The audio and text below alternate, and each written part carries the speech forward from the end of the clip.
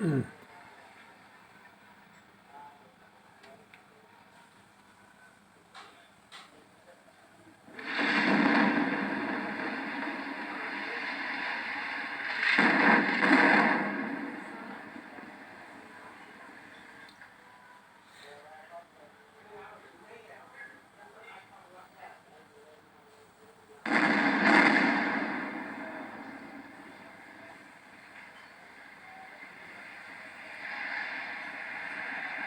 the past hour, in fact it was exactly an hour ago, Israeli airstrikes destroyed that building which housed many media organizations. That's where they had their offices in Gaza. Israel's been targeting Gaza's police headquarters and government buildings throughout the day with air power, reducing them to rubble. Senior Hamas leaders have been killed, including the top commander in Gaza City. At least 56 Palestinians have been killed so far, including 15 children. And from Gaza, the armed wing of the Palestinian group Hamas and its allied factions have also launched more than 1,000 rockets.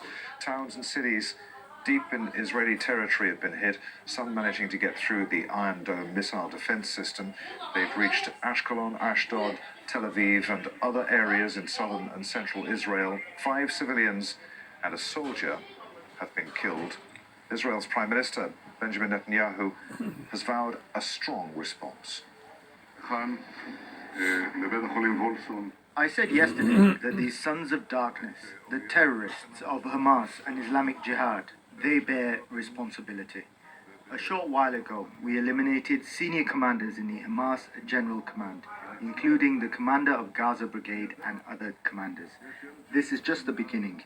We will strike them with hits they did not dream of. The picture in Gaza on the left of your screen, Tel Aviv on the right of your screen, or it was until a technical fault took it away. Harry Fawcett is in southern Israel at the moment, and the reason we were showing that picture there of Tel Aviv momentarily, Harry, was because we saw more missiles being launched from Gaza in the direction of Tel Aviv. They will have gone right over your head. How far away is the border with Gaza from where you are right now? Yeah, it's about 5 kilometers south of where we are now, and it was different from what we saw the previous night when the launches seemed to come from a closer area, and they did almost literally go over our heads, just slightly to the west of us. This time, the launch site seemed to be a bit further back. What we did see, however, were numerous attempts to intercept those rockets going out by the Iron Dome anti-missile batteries stationed to the east of the Gaza Strip. That was a huge sort of agglomeration of weaponry in the sky just above the northern strip of Gaza behind us. But what we're hearing from Hamas is that they say 130 rockets were fired in that last barrage. So that does seem to be the large response we were expecting to the loss of 6 senior commanders earlier on. We're also hearing that as well as the rocket sirens and rockets targeting Gush Dan and Tel Aviv in the center of the country, they were also fired on Ashkelon, and one of them got through and hit a house in Ashkelon. 6 to 7, we're hearing, 6 to 7 rockets made landfall inside Ashkelon, which is a coastal city just north of the Gaza Strip, a short distance drive from here.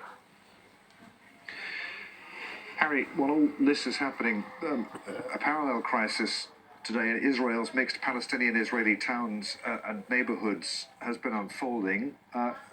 Tell us about that. Yes, this is something that is really occupying the Israeli government to a large degree at the same time as they're conducting this major military escalation here in the south. It is to do with the after effects, both of the violence that we saw more broadly on Monday, and in particular one instance in the city of Lod where a Palestinian-Israeli man was shot dead by a Jewish man. It has triggered the kind of